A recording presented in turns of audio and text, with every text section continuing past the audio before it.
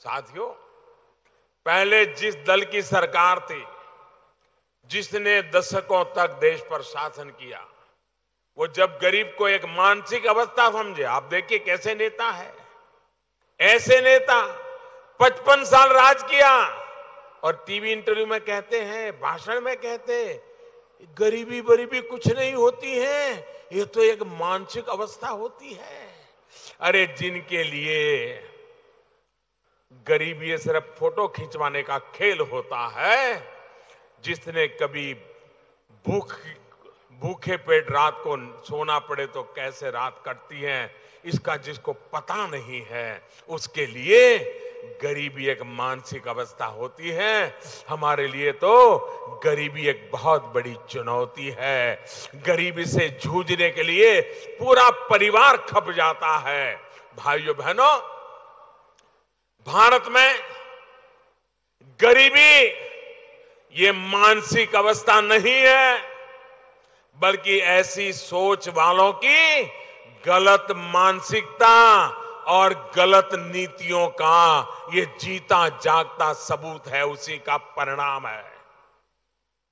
साथियों, 2014 से पहले देश में जहां लगभग 80,000 कॉमन सर्विस सेंटर थे, वहीं अब हमारी सरकार में इनकी संख्या बढ़कर के 3 लाख से ज्यादा हो गई है। अब यही सर्विस सेंटर प्रधानमंत्री श्रम योगी मानधन योजना से जुड़ने की इच्छा रखने वाले कामगार साथियों की सहायता करेंगे। भाइयों और बहनों, ये भी याद रखिए कि कॉमन सर्विस सेंटर में प्रक्रिया पूरी करने के दौरान आपको इस प्रक्रिया का एक नया पैसा देना नहीं है। वो जो कॉमन सर्विस सेंटर वाला जो मेहनत करता है, उसको जो खर्च होता है, उसका पैसा भारत सरकार दे देगी, आप मत देना।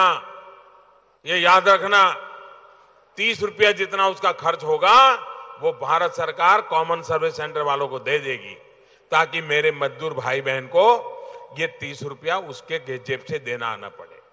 दूसरी बात ये भी ध्यान रखिए कि आप कितना कमाते हैं, इसका प्रमाण देने की आपको जरूरत नहीं है।